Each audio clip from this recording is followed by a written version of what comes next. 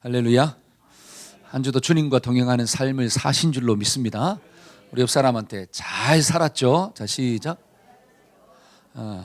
잘 사셨죠? 자기한테 잘 살았다. 시작. 아멘. 하나님과 동행하는 삶이 아름다운 삶이에요. 우리가 찬양했잖아요. 말씀이 아름답다고.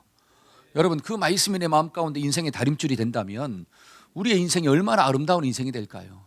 여러분, 말씀이 생명이라고 그러잖아요. 그 생명의 말씀을 내가 먹고 살면 내 속에 영생이 주어지는 축복이 임한다는 거죠. 이 자리에 있는 우리 모두가 그렇게 살기를 축원합니다. 근데 우리가 하나님과 동행하는 삶을 살아도 때로는 어려움이 있대요. 인생의 고난을 만날 수도 있대요. 자, 요한복음 16장 33절 한번 읽어볼까요? 자, 시작. 세상에서는 너희가 환난을 당하라. 담대하라. 내가 세상을 이겼다. 자, 이 말씀은 예수님이 제자들한테 주시는 말씀이에요. 나를 따라오고 있는 그 제자들에게 뭐라고 이야기하느냐? 네가 날 따라와도, 네가 아름다운 하나님의 말씀을 듣고 살아도, 생명의 말씀을 듣고 살아도 이 땅을 살아갈 때는 환난이 있고 고난이 있고 인생이 여러 가지 많은 문제를 만나게 된단다. 그런데 걱정하지 마. 내가 세상을 이겼어. 그러니까 이 땅에 존재하는 모든 사람들은 뭐를 가지고 있느냐? 인생의 아픔과 문제가 있다는 거예요. 고난이 없는 사람은 한 명도 없어요. 우리 옆 사람을 봐도 문제가 없어 보이지만 이렇게 속을 잘 들여다보면 전부 다 뭐가 있느냐? 인생의 고통과 아픔을 다 하나씩은 가지고 있다는 거예요. 어떤 사람은 자식 문제, 자식 때문에 어떻게 안 돼요. 그러니까 자식의 문제가 있는 사람이 있고, 또 어떤 사람은 건강의 문제, 몸이 아파가지고 막 힘들어하는 사람이 있고, 또 어떤 사람은 직장의 문제, 그렇죠? 직장이 좀 염려가 있어야 되는데 직장을 또 이직해야 된다든지 여러 가지 많은 문제를 가지고 있다라고 하는 거예요. 어떤 사람은 남편의 문제, 어떤 사람은 아내의 문제, 어떤 사람은 죽음의 문제. 전 세계는 또 전쟁 가운데 있잖아요. 언제 폭탄이 떨어질지, 언제 내 생명이 오늘 끝날지 아무도 모르는 삶을 살아가고 있다라고 하는 거예요. 그러니까 죽음의 문제, 절망의 문제, 많은 문제를 가지고 살고 있습니다. 그래서 우리가 옆 사람한테 좀 위로해 줘야 돼. 참 고생이 많습니다. 자, 시작. 참 고생이 많아요. 근데 성경을 보니까 예수님도 고난이 많았대요. 자, 마태복음 8장 31절 한번 읽어봅시다. 시작.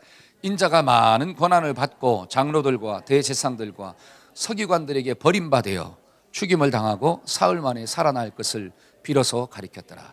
그러니까 예수님의 아들이신, 하나님의 아들이신 예수님도 많은 고난이 있었더라. 사람한테 버림을 받고 채찍을 맞고 죽임을 당하고 고난이 있다는 거죠.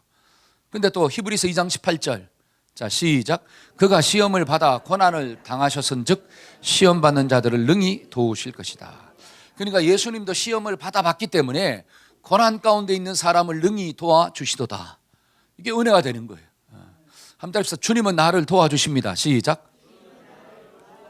근데 성경을 보니까 주님이 사람을 돕는 방법이 두 가지가 있는데, 첫째는 그 사람이 당한 고난을 옮겨주는 거야. 예를 들어 질병의 문제가 있어요. 그러면 그 주님이 질병을 치유해줘. 병을 고쳐요. 그러니까 성경을 보니까 안전병이도 일어나고 문둥병도 고쳐주고 앞을 보지 못하는 사람도 어떻게 보게 만들고, 그러니까 인생의 문제를 직접 옮겨주는 거예요. 옮겨주더라. 또 하나의 방법인데 그게 뭐냐? 고난의 문제가 옮겨지지 않았지만 그 고난을 감당할 수 있는 능력과 지혜를 준다는 거예요. 그러면 충분히 감당할 수가 있잖아요.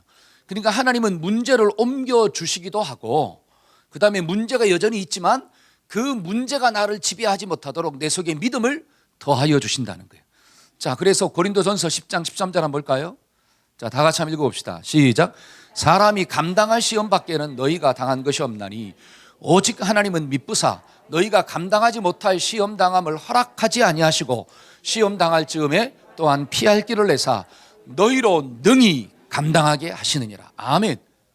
그러니까 하나님이 문제를 옮겨 주시든 또는 피할 길을 주시든 그 문제를 감당할 수 있는 힘을 주시든 포인트는 뭐냐? 감당하게 하신다는 거예요. 하나님은 나를 도와주십니다. 시작. 믿으십니까? 아멘. 우리 자녀들을 하나님이 도와주신다는 거예요. 너희들의 인생 가운데 문제가 있고 어려움이 있어요. 여러분, 자녀들이라 해도 어려움이 없나요? 친구의 문제, 공부의 문제, 뭐 진로의 문제, 여러 가지 문제가 있잖아요. 그러니까 중2가 제일 무섭다는 게 뭐예요? 인생의 문제를 가장 많이 안고 살아. 그렇잖아요. 중3, 고2, 고3 얼마나 힘들어요. 얼마나 힘들면 저렇게 막 어깨가 푹 처져가지고. 근데 중요한 것은 뭐냐? 하나님이 도와주신다는 거야. 선종아, 하나님이 너를 도와줄 줄로 믿습니다. 선종 옆에 누구지? 은우? 은우야, 하나님이 너를 도와준다. 아멘. 우리 마스크 쓰고 있는 우리 민준아. 우리 민준이가 또 고등학교 2학년이잖아요. 내년에 벌써 고3이에요. 고등학교 입학한 지가 엊그제 같은데. 민준아, 하나님이 너를 도와준다. 아멘. 이게 믿어져야 돼요. 믿어져야 돼요. 그러니까 하나님의 도우심을 바라잖아요. 우리가 하나님이 나를 도와주시는구나. 근데 문제는 하나님이 나를 어떻게 도와주냐라고 하는 거예요. 하나님이 석주를 어떻게 도와주냐라고 하는 거예요. 그걸 알아야 되잖아요. 성경을 보니까 자 시편 107편 20절 한번 읽어봅시다. 하나님이 나를 어떻게 도와주시는가. 시작. 그가 그의 말씀을 보내어 그들을 고치시고 위험한 지경에서 건지시는도다. 자, 하나님이 뭐를 보내어서? 말씀을 보내어가지고 고쳐주시고 어려움의 상황 가운데서 건져도 주시는구나. 그래야 하나님이 사람을 도우는 방법이 말씀이구나. 그러니까 오늘 찬양했잖아요. 달고 오묘한, 제가 얘기도 안 했는데 그 말씀을 착 찬양하네. 아름다운 말씀, 생명의 말씀. 너무 좋더라. 그러니까 하나님이 저와 여러분들에게 오늘도 뭐를 주셔가지고 말씀을 주셔서 나를 건져주시고 치료도 해주시는 거구나. 오늘 이 시간 주님께 예배 드릴 때, 말씀을 들을 때 병도 낫는 은혜가 주어지기를 축원합니다. 여러분 말씀을 들을 때 내 속에 있는 모든 염려가 좀 끊어지고 떠나가는 역사가 나타나기를 소망합니다. 그러니까 말씀을 영접해야 돼요. 말씀을. 그러니까 우리가 인생의 어려움을 만났을 때 이길 수 있는 비결이 뭐냐면 첫째가 그래 말씀을 들어야지. 한번 따라합시다. 말씀을 들어야 합니다. 그러니까 오늘 본문에 있는 말씀을 쭉 읽어보니까 12절 한번 볼까요? 12절 다 같이 한번 읽어봅시다. 시작. 찬송을 받으실 주 여호와여 주의 율례들을 내게 가르치소서. 자, 주님의 말씀을 나에게 가르쳐 달라는 거예요. 왜? 그 말씀이 나를 어려움 가운데서 건져내니까. 그러니까 주의 말씀을 내게 좀 가르쳐 주세요. 또 다음에 18절 시작. 내 눈을 열어서 주의 율법에서 놀라운 것을 보게 하여 주옵소서. 자, 내가 눈을 열어가지고 하나님의 말씀 속에 놀라운 게 있다는 거예요. 그러니까 그 놀라운 것을 볼 수 있도록 하나님 내가 눈을 열어서 말씀을 좀 읽게 하여 주옵소서. 그러니까 말씀 속에 놀라운 능력이 있구나. 이게 믿어져야 된다는 거예요. 그러니까 저와 여러분들이 어려움을 만나면, 답답한 일을 만나면 성경을 펴서 주님 앞에 나와서 말씀을 좀 들어야 돼. 그래야지 하나님의 지혜가 임하고 하나님의 지식이 임하게 될 줄로 믿습니다. 사람이 문제를 만나면 풀면 되잖아요. 문제를 만나면 풀면 되는 거예요. 근데 풀려면 지식이 있어야 돼. 풀려면 지혜가 있어야 돼요. 근데 그 지혜와 지식은 어디에서 오느냐? 하나님께로부터 온대요. 그러니까 말씀을 듣고 묵상하는 거예요. 그 다음에 또 50절 한번 볼까요? 50절. 이 말씀은 시작. 이 말씀은 나의 고난 중에 위로라. 주의 말씀이 나를 살리셨기 때문이니이다. 말씀은 내가 고난 가운데 있을 때 위로가 된대. 야, 얼마나 큰 거예요. 말씀이 위로가 되는 거예요. 말씀이 위로가 돼. 그리고 말씀이 내 절망 가운데 있는 나를 살려주신대요. 그러니까 우리가 말씀을 듣는 자는 산다. 성경에 나오잖아요. 하나님의 말씀을 들을 때 우리의 영이 사는 은혜가 부어지기를 축원합니다. 그래서 이 말씀을 통해서 깨달으시는 진리가 뭐냐? 그래, 내가 인생의 문제를 만나고 고난을 만나고 정말 환난을 만났을 때 하나님께 나와서 말씀을 좀 들어야지. 귀를 열어가지고 말씀을 좀 들어야지. 우리는 문제를 만났을 때 누구를 좀 찾아갑니까? 나는 누구를 만나 누구의 말을 듣고 있습니까? 많은 사람들은 인생의 어려움을 만나고 환난을 만나면 세상 친구를 찾아가는 거예요. 친구의 말을 듣고, 친구랑 또 어떻게 해요? 그래, 인생은 괴로운 거야. 인생은 쓴 거야. 그래서 인생은 쓰기 때문에 뭐를 마시면서 소주를 마시면서 하면서 쓰다. 그게 인생이야. 세상 친구 만나서 있잖아요. 술을 마시고. 또 우리 학생들은 괴로우니까 어디를 찾아가느냐? PC방을 찾아가지고 하루 종일 게임하면서 어떻게 해요? 모든 시름과 권심을 다 내려놓은 거야. 그러면 내려놓고 다시 나올 때는 모든 시름과 권심이 다 다가오는 거예요. 여러분 술을 마실 때는 까먹지만 잊어먹지만 그 다음에 깨고 난 다음에 있잖아요. 더 큰 고통이 다가오는 거예요. 나도 모르게 카드를 써가지고 막 어떻게 뭐가 날라와요? 언제 썼는지도 몰라. 기억이 안 나. 필름이 끊겨가지고. 그러니까 막 더 큰 문제가 막 자꾸 쌓이는 역사가 나타나는 거예요. 그러니까 인생의 어려움을 만나면 하나님의 말씀을 들어야 된다는 거예요. 말씀을 들어야지 분별력이 생겨지는 거고, 사람이 분별력이 있어야지 선택을 잘하며 사는 거예요. 근데 영적인 분별력은 어디에서부터 오느냐? 하나님께로부터 오는 거구나. 그래서 문제가 있는 사람들은 말씀을 들읍시다. 아멘. 그 말씀을 들으려면 어디 와야 돼요? 예배. 하나님을 예배하는 장소로 나와야 돼요. 왜? 예배는 하나님의 말씀이 선포되는 시간이니까. 하나님의 지혜가 이 시간에 임하는 시간이니까. 그래서 하나님께 예배 드리는 거예요. 그러니까 구약에 있는 성경이나 신약에 있는 성경을 볼 때 정말 믿음의 사람들은 가는 곳마다 제단을 쌓았더라. 하나님 앞에 나와서 예배를 드렸더라. 여러분, 야곱도 자식 때문에 엄청난 문제를 만났잖아요. 그렇죠? 자기의 딸 디나가 어려움을 당하지 않습니까? 그 어려움을 또 육신적인 방법으로 오빠들이 해결해가지고 다 사람들을 죽여버렸어요. 그러니까 뭐 어떻게 돼요? 주변에 있는 모든 사람들이 야곱의 식구들을 다 죽이려고 쫓아온다라고 하는 거예요. 그런 인생의 아픔을 만났을 때 야곱이 뭐라고 이야기합니까? 베델로 올라가자. 베델로 올라가자. 내가 거기서 하나님을 예배할 것이다. 그러니까 하나님을 만나고 하나님을 예배하니까 하나님께서 야곱의 인생의 모든 문제들을 전부 다 풀어주셨더라. 그러니까 주변 모든 사람들의 마음 가운데 뭐를 심어버렸느냐? 두려움을 심어버린 거예요. 그러니까 그들이 복수를 해야 되는데 두려움이 들어오니까 복수를 못하는 거야. 근데 그런 역사를 누가 하셨다라고 하는 거예요? 하나님이 하셨더라. 근데 야곱이 어떻게 했을 때? 하나님께 나와 예배를 드렸을 때. 하나님의 말씀이 저와 여러분들의 마음 가운데 임하면 강하고 담대한 용사가 될 줄로 믿습니다. 그러면 골리앗을 만난다 할지라도, 여리고를 만난다 할지라도, 어떤 인생의 아픔이 있다 할지라도 내 마음이 강하면 이기는 거예요. 근데 저와 여러분들의 마음을 누가 강하게 만드느냐? 하나님의 말씀이 임하면 강해지는 역사가 나타나는 거예요. 그래서 성경은 뭐라고 하느냐? 주의 말씀은 내 발의 등이요 내 길에 빛이니이다. 자, 한번 읽어봅시다. 앞에 있으니까. 자, 원래 우리 교회에게 주신 말씀이잖아요. 자, 시작. 주의 말씀은 내 발의 등이요 내 길에 빛이니이다. 하나님의 말씀이 나의 인생길을 빛으로 인도하고 나를 천국으로 인도하는 거구나. 그래서 이 믿음을 가지고 있는 사람은 인생의 어려움을 만날 때마다, 인생이 좀 헷갈릴 때마다, 뭔가를 선택해야 될 때마다 하나님의 말씀을 듣고 선택하는 거구나. 이런 결단이 있어지기를 축원합니다. 여러분, 사탄은 저와 여러분들이 인생의 고난을 만났을 때 하나님 만나면 문제가 해결된다는 것을 사탄은 너무나 잘 알고 있어요. 사탄은 기가 막히게 압니다. 귀신처럼 알아요. 귀신이니까, 그렇죠? 사탄은 기가 막히게 알아요. 인생의 어려움과 환난을 만났을 때 하나님 만나면 풀어진다. 이걸 너무나도 잘 알고 있는 거예요. 그러니까 사탄의 공격이 뭐냐? 하나님을 만나지 못하도록 방해하는 거예요. 그러니까 사람들의 마음 가운데 문제가 생기고 어려움이 생기면 예배를 드리고자 하는 마음이 일어나는 게 아니라 자꾸 세상으로 나가서 즐기고자 하는 마음, 자기 방법대로 풀고자 하는 마음, 그 방법을 자꾸 심는 거예요. 왜? 사탄이가 알기 때문에 그래요. 고난을 만났을 때 하나님을 딱 만나면, 하나님의 음성을 들으면 하나님의 능력을 체험할 수 있는 기회가 주어지는 거야. 그 기회가 주어지면 내 믿음이 막 자라거든요. 내 믿음이 자라면 세상을 이기는 자로 살거든요. 근데 그걸 누가 제일 싫어하느냐? 사탄이가 제일 싫어해요. 그러니까 문제를 만났을 때 하나님께 안 나오고 자꾸 세상으로 나가도록 만들어버려요.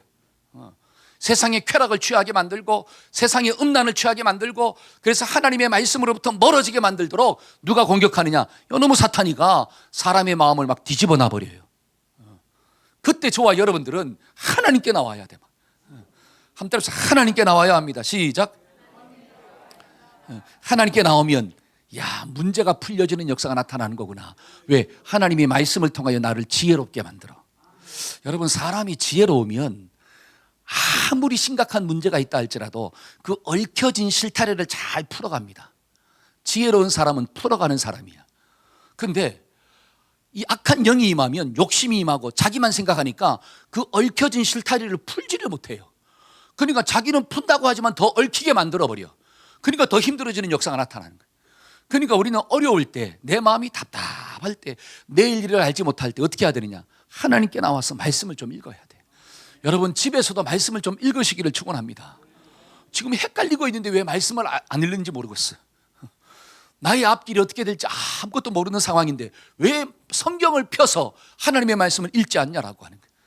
날마다 말씀을 읽을 때 저와 여러분들이 사는 역사가 나타나는 거예요. 여러분, 성경을 보니까 엘리야라고 하는 사람이 나와요. 여러분, 엘리야가 얼마나 하나님의 능력을 가진 종입니까? 근데 그 엘리야도 인생에 심각한 문제를 만나요. 그게 뭐냐면 이세벨이 엘리야를 죽이려고 해. 내일 이맘때 내가 너의 목을 쳐버릴 것이다. 그러니까 그 말을 들은 엘리야가 두려움 가운데 빠지는 거예요. 그러니까 도망을 쳐. 도망을 칩니다. 도망을 치면서 뭐라고 이야기하느냐, 하나님 나를 차라리 죽여달라고. 얼마나 힘들면 하나님의 종이 하나님한테 뭐라고 이야기하냐, 죽여달래요. 나를 차라리 죽여. 여러분 싸울 때 어떻게 싸워요? 나를 죽여 이렇게 싸우잖아요. 그거는 뭐예요? 나를 죽여, 이거는 뭐냐, 살기 싫다는 뜻이잖아요. 차라리 내가 네 손에 죽을게, 이거는 뭐냐, 인생 살기 싫다는 거예요. 그 정도로 마음이 힘들고 아프다는 거예요. 그게 엘리야의 심정이에요. 하나님한테 죽여달래. 어떻게 하나님께 그런 소리를 합니까? 여러분 자식이 있잖아요. 예를 들어서 우리 미연이가 저기, 미연아 안녕. 미연이가 이제 엄마한테 가서, 엄마 나를 차라리 죽여. 왜 나를 낳아가지고 죽여줘. 그러면 미연이의 인생 가운데 얼마나 아픔이 있냐는 뜻이잖아요. 그 소리를 듣는 부모의 마음이 얼마나 찢어질까요? 하나님의 마음이 찢어지는 거예요. 엘리야가 그런 능력을 경험했음에도 불구하고 하늘에서 막 불이 떨어져 가지고 어떻게 해요? 그 모든 재단을 불살라버리는 하나님의 신비로운 능력을 체험했어도 불구하고 그런 엘리야도 시험에 빠져가지고 힘들어하더라는 거예요. 그때 하나님이 엘리야를 어떻게 도우십니까? 자, 성경을 읽어보니까, 자, 열왕기상 19장 11절 한번 읽어봅시다. 말씀을 한번 쫙 읽어보겠습니다. 자, 시작. 여호와께서 이르시되 너는 나아가서 여호와 앞에 산에서 서라 하시더니 여호와께서 지나가시는데 여호와 앞에 크고 강한 바람이 산을 가르고 바위를 부수나 바람 가운데서 여호와께서 계시지 아니하며 바람 후에 지진이 있으나 지진 가운데서도 여호와께서 막 이런 큰 능력과 기적 가운데 나타나지 않았다라고 하는 거예요. 그 다음에 또 12절 시작. 또 지친 후에 불이 있으나 불 가운데서도 여호와께서 계시지 아니하시더니 불 후에 세미한 소리가 있는지라 세미한 소리가 들렸다는 거예요. 자, 그 다음 절 한번 볼까요? 자, 엘리야가 시작. 엘리야가 듣고 겉옷으로 얼굴을 가리고 나아가 굴 어귀에 섬에 소리가 그에게 임하여. 자, 소리는 뭐냐? 아, 이게 소리가 아니에요. 아, 이게 소리가 아니라 이 소리는 말씀이라는 거예요. 언어라는 거예요.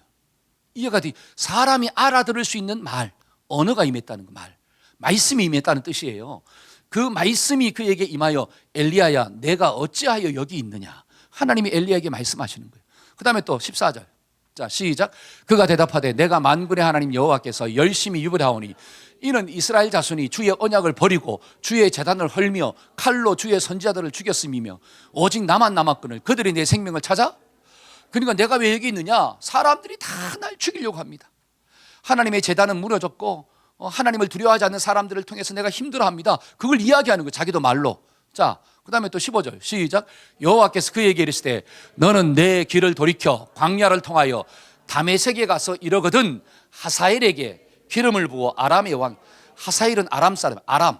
그러니까 하사엘에게 기름을 부어 왕이 되게 해라. 그 다음에 또 자, 16절 시작. 너는 또 님시 아들 예후에게 기름을 부어 이스라엘 왕이 되게 하고 또 아벨무올라 사바시 아들 엘리사에게 기름을 부어 너를 대신하여 선지자가 되게 하라. 그 다음 절 또 시작. 하사엘의 칼을 피하는 자를 예후가 죽일 것이요 예후의 칼을 피하는 자를 잘 보세요. 하사엘의 칼을 피하는 자는 예후가 죽일 것이다. 예후의 칼을 피하는 자는 엘리사. 자, 이건 뭐냐? 하나님이 아합의 집안을 심판하겠다는 거예요. 이세벨을 내가 심판한다는 거예요. 자, 지금 엘리야가 누가 무서워서? 이세벨과 아합이 무서워서 도망쳤잖아요. 근데 하나님은 뭐라고 하느냐? 내가 그 아합과 이세벨의 집안을 심판할 거야. 그러면서 뭐라고 하느냐? 하사엘, 아람의 왕을 통해서 심판할 거야. 근데 그 칼을 피하는 사람은 누구를 통해서? 예후를 통하여 또 남은 사람을 심판할 거야. 근데 예후의 칼을 피하는 사람 또 누구를 통해서? 엘리사를 통하여 심판할 거야. 걱정하지 마. 내가 아합과 이세벨을 반드시 심판할 거야. 너는 두려워하지 마. 이렇게 말씀하고 있는 거예요. 자, 그 다음 절 한번 봅시다. 그러나 시작. 그러나 내가 이스라엘 가운데서 7,000명을 남기리니 다 바알에게 무릎을 꿇지 아니하고 다 바알에게 입맞추지. 너는 혼자 남았다고 생각하는데 아니야. 바알에게 무릎 꿇지 않는 7,000명이 곳곳에 있어. 그러니까 걱정하지 마. 지금 하나님이 엘리야에게 뭐 하고 있는 거예요? 말씀을 주고 있는 거예요. 말씀을 통하여 그 심령 가운데 있는 두려움을 제거해 주시고 하나님이 앞으로 어떻게 행할 것이다라고 하는 것을 보여주고 있다라고 하는 거예요. 그러니까 엘리야가 인생의 문제를 만났을 때 하나님 앞에 나와가지고 말씀을 들었기 때문에 그의 영혼이 소생케 되어지고 두려움이 떠나가는 역사가 일어나게 된 줄로 믿습니다. 때문에 사람들이 힘들 때는 누구의 말을 들어야 되느냐? 하나님의 말씀을 들어야 돼요. 내 앞길이 막막할 때, 내가 무엇을 선택해야 할지 모를 때 자기 생각 가운데 빠지지 말고 하나님의 말씀을 들읍시다. 그러면 하나님의 지혜 가운데 인도함을 받는 역사가 나타나는 거구나. 여러분 찬송가 413장 한번 펴볼래요? 자, 찬송가 413장입니다. 자, 내 영혼 평안해, 이 찬양이거든요. 우리가 다 잘 알고 있는 찬양이에요. 자, 413장을 보면 이 찬송가를 작곡한 사람이 누구냐? 호레이쇼 스페포드라고 하는 사람이에요. 호레이쇼 스페포드. 이 사람은 성공한 법률가라고 합니다. 성공한 법률가예요. 그래가지고 이 가족과 함께 유럽 여행을 떠나려고 쫙 준비하고 있었습니다. 근데 개인적인 일이 생겨가지고 자기는 못 떠나고 나중에 합류하고 아내랑 4명의 딸이 배를 타고 이제 대서양을 건너가는 거예요. 근데 1873년에 이 대서양을 항해하다가 배가 침몰해가지고 그 자리에서 4명의 딸이 다 죽어버려요. 수장이 돼버립니다. 근데 그 어머니는 우여곡절 끝에 살아남은 거야. 그러니까 이 소식을 들은 그의 남편이 듣고 그 아내를 만나기 위해서 배를 타고 대서양을 또 지나가는 거예요. 근데 대서양을 지나가다가 자기 딸들이 죽은 곳을 지나가게 된 거예요. 그러니까 그 아버지의 마음이 얼마나 낙심이 돼요. 4명의 딸이 하루아침에 다 물속에서 죽어버렸으니까. 근데 그 바다를 지나가면서 있는데 하나님의 음성이 들리는 거예요. 네가 평안하냐? 여러분 절망과 상처와 고통 가운데 있는데 하나님의 말씀이 뭐냐면 네가 평안하냐? 네가 평안하냐? 여러분 성경은 말하고 있잖아요. 내가 주는 평안은 세상이 주는 평안과는 다른 거야. 네가 어떤 상황 가운데 있다 할지라도, 네 자녀가 죽은 그 절망의 상황 가운데 있다 할지라도 하나님이 주시는 평안은 세상이 주는 평안과 달라. 네가 평안하냐? 그 음성을 듣고 난 다음에 그 바다 위를 지나가면서 이 찬양을 작곡했대요. 이게 은혜가 되는 거예요. 저와 여러분들의 마음 가운데도 하나님의 음성이 들려지면 그 절망과 고통 가운데 있다 할지라도 내 속에 있는 절망과 고통이 끊어지는 축복이 임하게 될 줄로 믿습니다. 그런 체험을 좀 하고 살아야 돼. 그 체험이 나의 체험이 될 때 내가 하나님을 신뢰하는 자로 살아가는구나. 이걸 좀 생각하면서 우리가 이 찬양을 한번 해봅시다. 자, 우리 한번 찬양합시다. 1절과 2절을 한번 찬양합시다.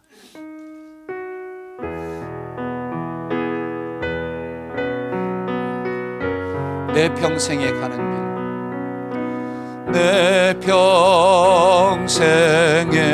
가는 길 순탄하며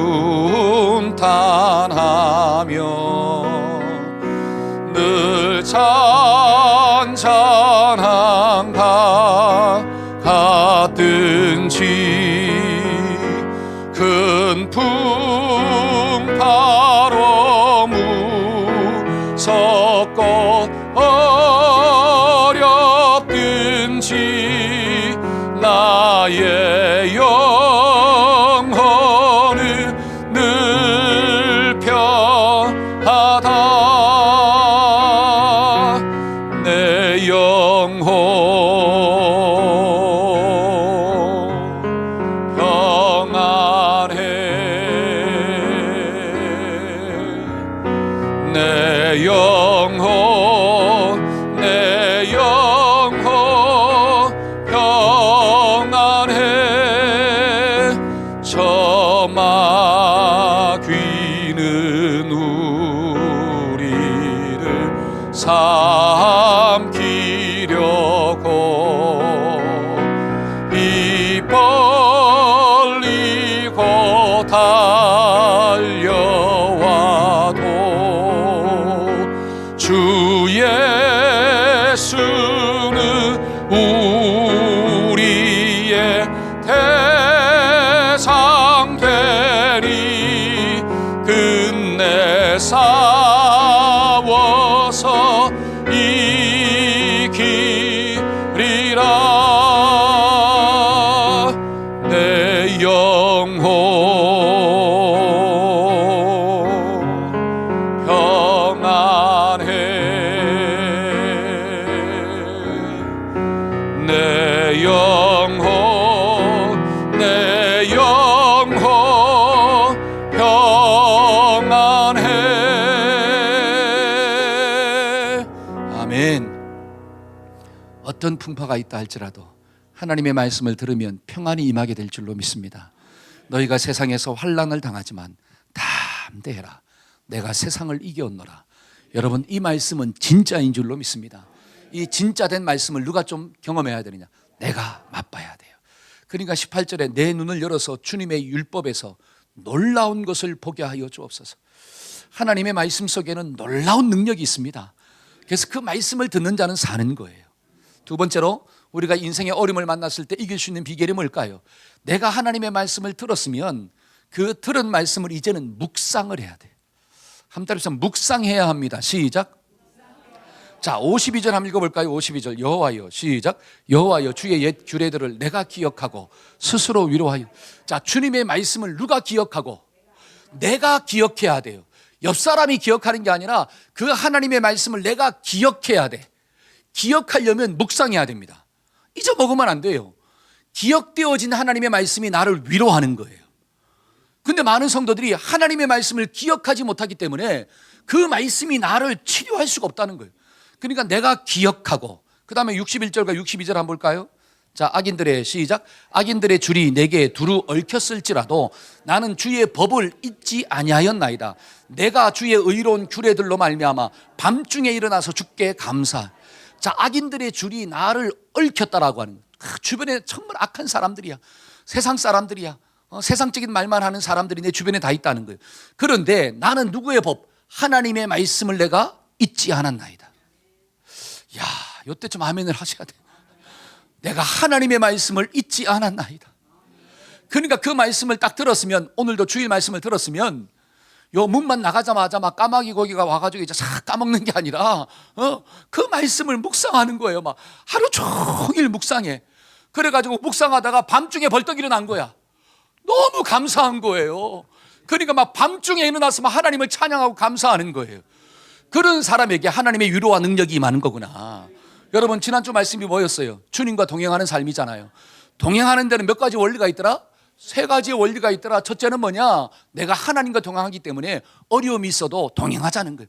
주변에 있는 모든 사람들의 마음속에 하나님의 말씀이 없어도 나는 내 마음속에는 하나님의 기준을 가지고 살자는 거예요. 하나님과 같은 길, 내 길이 아니라 하나님의 길을 걸어야 돼요.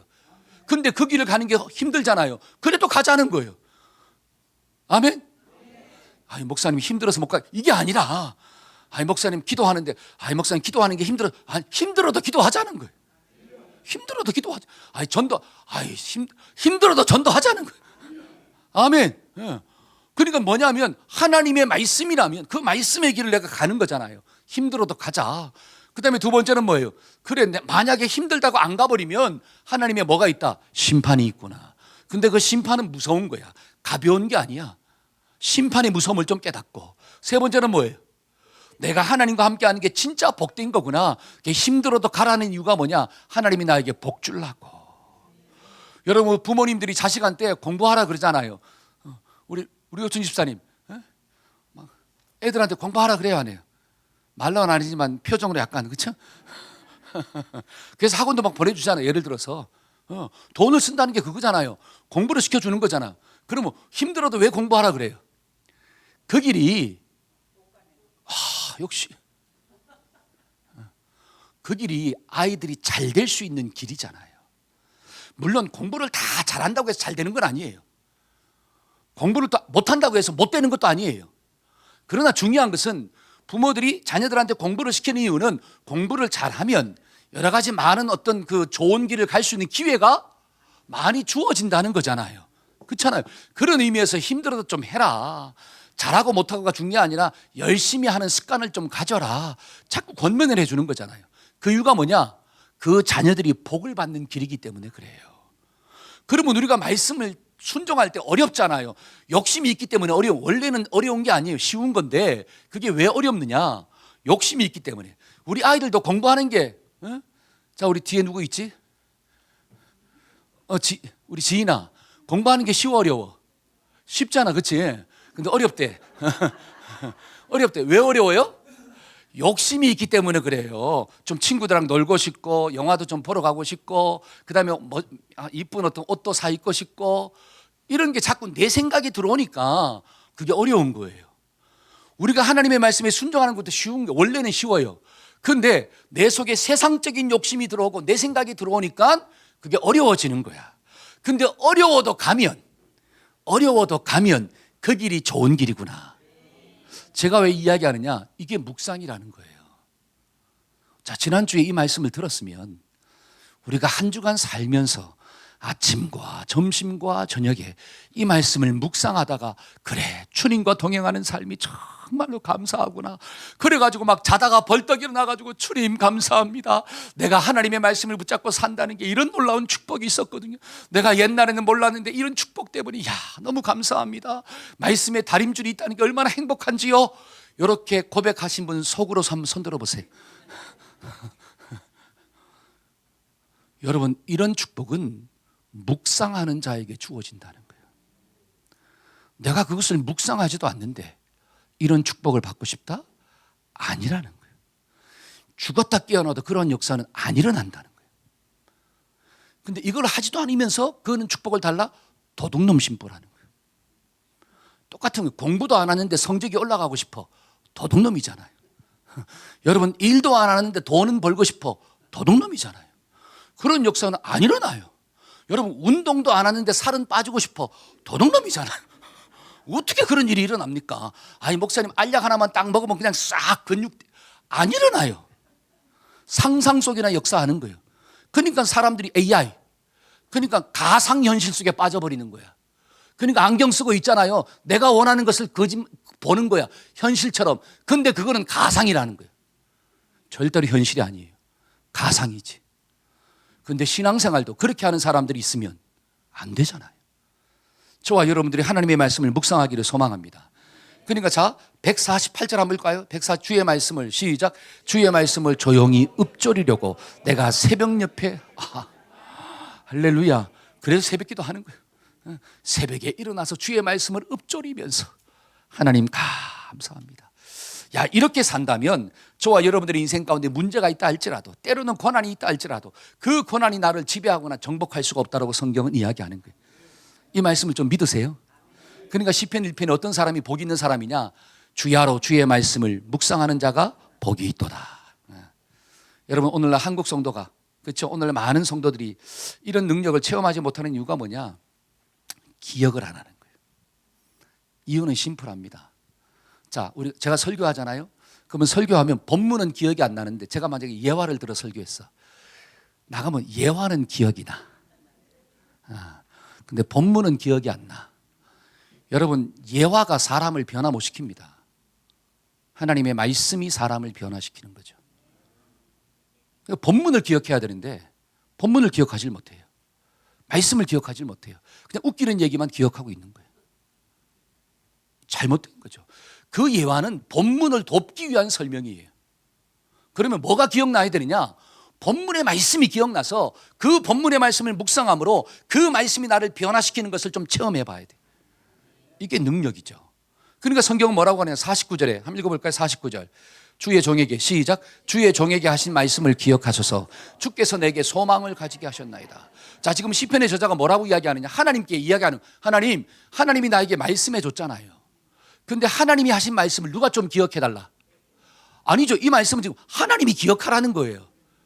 이해가 되시죠? 하나님이 기억하라. 왜? 나는 기억하고 있어. 그러니까 뒤에 있는 말씀을 보니까 주께서 내게 말씀을 통하여 뭐를 주셨나이다? 소망을 가지게 했나이다. 하나님이 나에게 말씀을 줘가지고 내가 그 말씀을 묵상함으로 이미 내 마음 가운데는 뭐가 있느냐? 소망이 생겼다는 거예요. 그 말씀이 묵상을 통하여 소망이 되었다는 거예요. 그런데 나는 기억하고 있으니까 혹여라도 하나님이 까먹을까 봐. 이게 시편의 저자의 간절함이, 하나님 제발 까먹지 마세요. 하나님이 나에게 주신 말씀을 기억하여 주옵소서. 그런데 우리는 입장이 바뀌어가지고 하나님은 기억하고 있는데 누가 까먹고 있어요? 내가 다 까먹고 있어. 그러니까 하나님이 나를 도와줄 수가 없어. 왜 도와줄 수가 없어요? 내가 서론에 얘기했잖아요. 제가 하나님이 사람을 돕는 방법은 뭐를 주더라? 말씀을 주더라. 하나님이 말씀을 줬는데 그 말씀을 내가 기억하고 묵상할 때 그 말씀이 능력이 되는데 내가 그 말씀을 까먹어 버렸어. 그러니까 하나님이 나를 도와주고 싶어도 도와줄 수가 없어요. 그래서 말씀이 없는 사람은 인생의 어려움과 문제를 만났을 때 통과할 수가 없습니다. 그러니까 저와 여러분들이 제발 뭘 좀 기억하자. 말씀을 기억하자. 한 달에서 말씀을 기억하겠습니다. 꼭 기억합시다. 아멘. 그러려면 묵상하는 훈련을 해야 된다. 마지막 세 번째로 우리가 인생의 어려움을 통과할 수 있는 비결이 뭐냐? 자, 첫째는 말씀을 듣자 그랬잖아요. 자, 말씀을 들었으면 두 번째는 뭐 하자? 그 주신 말씀을 묵상해야 돼. 반복적으로 막 생각해야 돼. 그러면 생각한 그 말씀을 세 번째는 뭐 해야 되느냐? 순종해야 돼요. 한번 순종해야 합니다. 시작. 자, 에스라 7장 10절 한번 읽어볼까요? 에스라가, 자, 시작. 에스라가 여호와의 율법을 연구하여 준행하며. 자, 에스라가 하나님의 말씀을 뭐 하고? 연구했다는 것은 그 말씀을 묵상한다는, 공부한다는 거예요. 그러면 공부하는 목적이 뭐냐? 준행하려고, 지키려고. 지킬 때 하나님의 능력이 나타나는 거예요. 그 다음에 또 51절. 자, 본문의 말씀 51절. 교만한 자들이, 시작. 교만한 자들이 나를 심히 조롱하였어도 나는 주님의 법을 떠나지 아니하였나이다. 세상 사람들이 나를 막 조롱하고 무시해도 나는 하나님의 법을 뭐 하지 않겠나이다. 떠나지 않는다는 것은 지키고 살겠나이다. 이런 뜻이에요. 그 다음에 또 55절. 여호와여, 시작. 여호와여, 내가 밤에 주의 이름을 기억하고 주의 법을, 자, 주님의 이름을 뭐 하고? 기억하고 난 다음에 내가 지켰나이다. 저와 여러분들이 순종하지 않냐면 하나님의 말씀이 내 삶 가운데 현실화되는 능력이 나타나지 않아요. 지킬 때 능력이 나타나는 거예요. 아멘. 지킬 때 삶의 열매가 맺혀지는 거예요. 너무너무 중요한 원리입니다. 56절, 자, 시작. 내 소유는 이것이니 곧 주의 법도들을 지킨 것이니이다. 나의 소유가 뭐냐면 내가 주의 말씀을 듣고 묵상하고 난 다음에 그 말씀대로 순종한 것이 나의 열매이고 나의 소유다라고 하는 거예요. 그래서 내가 문제를 만나도 이기는 자로 사는 거예요. 여러분, 예를 들어서 우리 부모님들이, 이제 젊은 부모님들은 너무 많이 알아. 그렇죠? 옛날에는 잘 몰라도 키웠는데 요즘은 너무 많이 알아서 힘들어. 전부 다 유튜브에 찾아보고 있잖아. 네이버에 찾아보고 막 알기는 너무 많이 알아. 근데 뭐 그렇게 못해. 그럼 뭔 소용이 있냐라고 하는 거예요. 지식적으로는 자식을 어떻게 키워야 한다는 걸 너무 많이 알아요. 근데 가장 중요한 자식을 위한 사랑과 헌신과 섬김의 마음은 없어요. 가장 중요한 대가를 지불하고자 하는 마음은 없어. 근데 지식은 너무 많아. 그러면 과연 그 자식을 잘 키울 수가 있습니까? 여러분, 자식을 지식으로 키우는 게 아니에요. 여러분, 자녀들은 전부 다 모양이 다 달라요. 하나만 낳아봐서 모르시죠? 저희 집안은 7남매라 그러잖아요. 우리 어머님이 한 뱃속으로, 원래 2명은 6.25 때 돌아가셨으니까 우리 어머님은 한 뱃속으로 9명을 낳았어요. 9명을.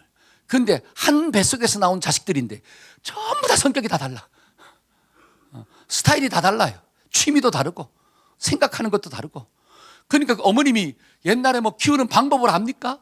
옛날에 뭐 인터넷 있어가지고 뭐 다 유튜브로 뭐 찾아보고 검색을 합니까? 아니잖아요. 아무것도 몰랐어요. 근데 잘 키웠어. 가장 중요한 자식을 위해서 죽고자 하는 마음이 부모에게 있었다는 거예요.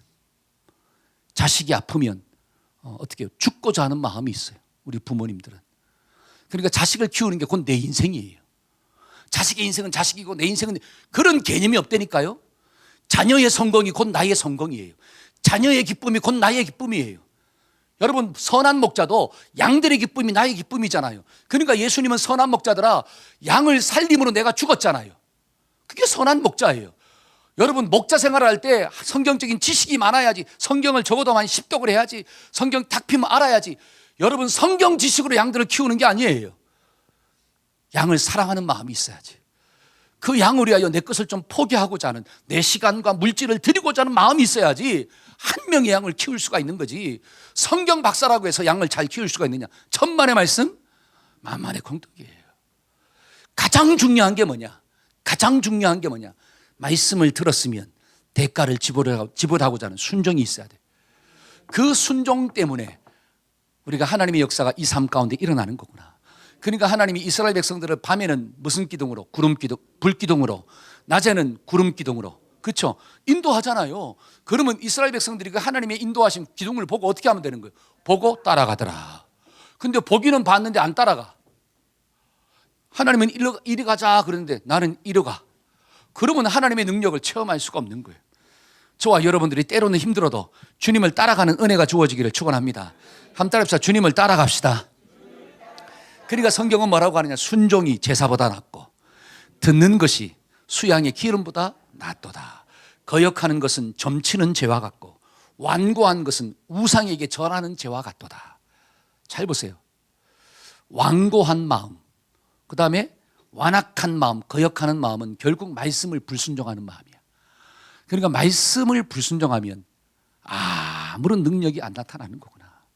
잘 보세요. 저를 한번 보세요.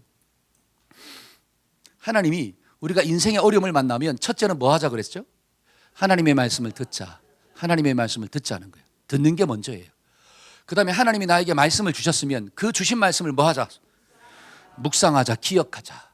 여러분, 이 작업을 하는 이유가 뭐냐면 결국은 우리의 행동을 바꾸기 위함입니다. 잘 듣고 묵상을 해야지 뭐가 바뀌느냐? 선택이 바뀌는 거예요. 행동이 바뀌는 거예요. 이 행동을 바꾸기 위해서 하나님은 전조 작업으로 뭐 하느냐? 말씀을 듣게 하시고 말씀을 묵상하게 하는 훈련을 시키는 거야.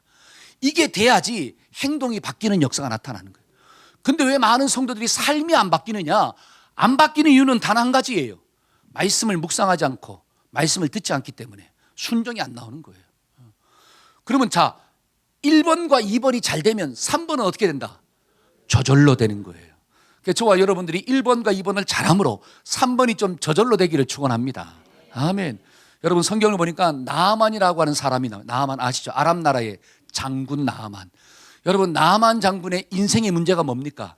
그는 가장 높은 위치에 있었어요. 힘도 있었어요. 근데 뭐가 있었어? 문둥병이에요. 건강에 문제가 있는 거예요. 그러니까 그것 때문에 인생이 힘들어요. 그때 이 이스라엘에서 잡아온 여종이 하나가 있어. 그 여종이 뭐라고 하느냐? 야, 당신이 이 엘리사 앞에 있었으면 병이 나았을 것이다. 들었잖아요. 그렇죠? 복음을 들은 거야. 여종을 통해서 복음을 들은 거예요. 하나님의 메시지를 들은 거야. 그래서 어떻게 합니까? 엘리사한테 가잖아요. 그래서 엘리사를 통해 또 복음을 들어. 그게 뭐냐? 요단강에 7번 목욕해라. 복음을 들었어. 그렇죠? 하나님이 엘리사를 통해 말씀해 준 거예요. 나을 수 있는 방법을. 그러면 뭐 하면 되지? 쑥 들어가면 되잖아요. 근데 기분이 좀 나빴어. 왜 나빠요? 내가 지금 장군인데, 내가 지금 문둥병에 걸렸지만 내가 한 나라의 장군인데 이놈의 엘리사가 나와가지고 어떻게 해요? 여기도 만져주고 여기도 만져주고 어서 오세요 하면서 안수 기도해 주면서 병을 고쳐줘야 되는데 이게 집안에서 어떻게 말로만 딱 던지고 나가는 거예요. 그게 기분이 나빠가지고 야 가자. 야, 우리나라에 이것보다 훨씬 더 깨끗한 물이 있어. 가. 가는데 또 복음이 들리는 거예요. 그게 뭐예요? 아니 주인이시여, 이것보다 더 큰 어려운 걸 시켜도 할 판에 지금 저기 7번 더 갔다 나오라는 게 그게 뭐가 어렵다고. 뭐만 죽이면, 자존심만 죽이면 되는 걸 가지고 그게 어렵다고 그냥 갑니까? 여기까지 와가지고. 그러니까 그걸 듣잖아. 또 귀가, 듣는 귀가 있어야 돼. 할렐루야. 이게 듣는 귀가 있어야 돼. 그걸 잘 듣고 생각해 보니까 그렇거든요. 잘 보세요. 생각하는 게 묵상이에요. 생각해 보니까 이 말이 맞는 거야. 그래, 이것보다 더한 것을 시켜도 나의 병을 낫기 위해서는 해야 할 건데 이것 좀 더 갖다 나오는 게 뭐가 어려울까? 그러니까 생각함으로 생각을 바꾼 거예요. 속 사람의 생각이 바뀐 거야. 이게 바뀌니까 어디로 들어간 거예요? 요단강으로 들어간 거예요. 그것도 7번 들어갔다 나왔다는 거예요. 7번. 6번째까지 바뀌어요, 안 바뀌어요? 그럼 여러분 생각은 어떻게 합니까? 야, 내가 속은 것 같은데. 내가 사기당한 것 같은데. 그래도 어떻게 7번 들어갔다 나오니까 그 살이 어떻게 돼요? 어린아이처럼 깨끗한 피부가 되었더라. 자, 나만이 가지고 있던 인생의 문제가 해결됐습니다. 그는 그 해결된 비결이 뭐냐? 복음을 듣고 그 복음의 생각에 자기를 조정하고 그 다음에 마지막에는 들어간 거예요. 들어가야지 기적이 나오는 거예요. 여러분, 우리 아이들도 엄마의 말을 듣고 부모의 말을 좀 듣고 생각이 좀 바뀌어서 책상에 앉아 공부를 해야지 성적이 올라가는 거예요. 근데 듣고 생각은 맞는데 행동은 PC방에 가 있어. 그러면 안 올라가는 거예요. 이해가 되십니까? 여러분 인생의 어려움을 만났을 때 하나님의 말씀을 듣고 그 말씀을 묵상하고 하나님 앞에 말씀대로 순종하면 직장의 문제도 하나님이 간섭하시는 거고, 자식의 문제도 하나님이 간섭하시는 거고, 내 인생의 문제도 하나님이 간섭하는 거예요. 그런데 여기만 생각하고 행동은 안 옮겨. 말은 똑같이 어떻게 돼요? 불신의 말이 나가고 염려의 말이 나간다면 과연 그 언어 속에, 과연 그 행동 속에 하나님의 기적이 나타나겠냐라고 하는, 안 나타나죠. 저와 여러분들의 몸이 바뀌기를 축원합니다. 순종하는 자로 삽시다. 한때에서 순종하며 살겠습니다. 아멘. 저는 말씀의 결론을 맺고자 합니다. 여러분, 예수 믿고 살아도 인생에 어려움이 있다라고 이 주님이 말씀하고 있어요. 우리가 주님과 동행해도 인생에 권하는 문제는 있구나. 직장 문제도 있고, 자식 문제도 있고, 건강의 문제도 있고. 그러나 중요한 것은 그런 인생의 어려움을 만날 때마다 내 생각 가운데 빠지지 말고 하나님의 말씀을 들읍시다. 그리고 그 말씀을 주야로 묵상합시다. 그리고 묵상되어진 그 하나님의 말씀을 내 삶 가운데 한 개라도 적용해 봅시다. 한 개라도 순종해 봅시다. 그러면 하나님의 도우심이 반드시 우리의 인생 가운데 임하게 될 줄로 믿습니다. 한 주도 그렇게 삽시다. 우리 옆 사람한테 한 주도 이렇게 한번 살아보자. 아멘. 우리 다 같이 자리에서 일어나서 찬양합시다. 하나님은 너를 지키시는 자. 하나님이 반드시 우리의 삶을 붙잡아 주십니다.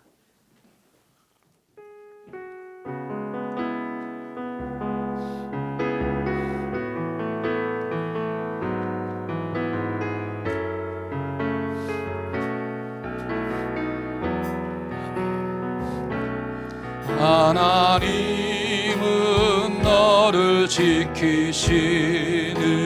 자, 너의 우편에 그늘 되시니 낮에 해와 밤에 달도 너를 해치 못하리. 아멘 아멘. 하나님은 너를 지키시는 자, 너의 환난을 면케 하시니 그가 너를 지키시리라. 아멘 아멘. 너의 출입을 지키시리라. 아멘. 눈을 들어 산을 보아라. 너의 도움 어디서 오나. 천지 지으신 너를 만드신 여호와께. 아멘. 눈을 들어 산을 보아라.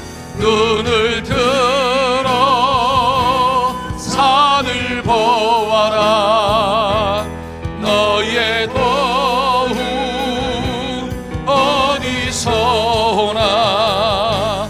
천지 지으신 너를 만드신 여호와께로다. 우리 가슴에 손을 얹고 한번 기도받읍시다. 하나님, 나의 도움은 나를 만드신 하나님께로부터 오는 줄로 믿습니다. 인생의 어려움을 만날 때마다, 선택의 기로에 서일 때마다 하나님의 말씀을 먼저 듣게 하여 주옵소서. 주신 말씀을 묵상하며 살게 하여 주옵소서. 하나님, 깨달은 그 말씀을 내 삶 가운데 하나라도 적용하며 순종하며 살게 하여 주옵소서. 그리하여 하나님의 인도하심에 놀라운 기적을 체험하게 하시고, 어떤 문제 가운데 있다 할지라도 그 문제 때문에 넘어지는 것이 아니라 그 문제를 통하여 하나님의 사랑과 은혜를 체험하는 축복의 기회가 되게 만들어 주옵소서. 하나님, 우리 자녀들이 이 말씀을 듣고 살기를 소원합니다. 어릴 때부터 하나님의 말씀을 듣고 그 말씀을 묵상하며 그 하나님의 말씀이 이들의 영적인 다림줄이 될 수 있도록, 인생의 기준이 될 수 있도록 하나님 역사하여 주옵소서. 그리하여 하나님이 인도하시는 것을 경험하게 하시고 하나님의 능력을 체험하는 복된 자손들 다 되게 만들어 주옵소서. 지금은 우리 주 예수 그리스도의 무한하신 은혜와 하나님 아버지의 극진하신 사랑과 성령님의 교통하심의 역사가 말씀을 듣고 묵상하며 순종하며 살고자 결단하는 우리 자녀들과 성도들의 삶 가운데 지금부터 영원토록 함께 하시기를 간절히 축원하옵나이다. 아멘, 아멘, 아멘.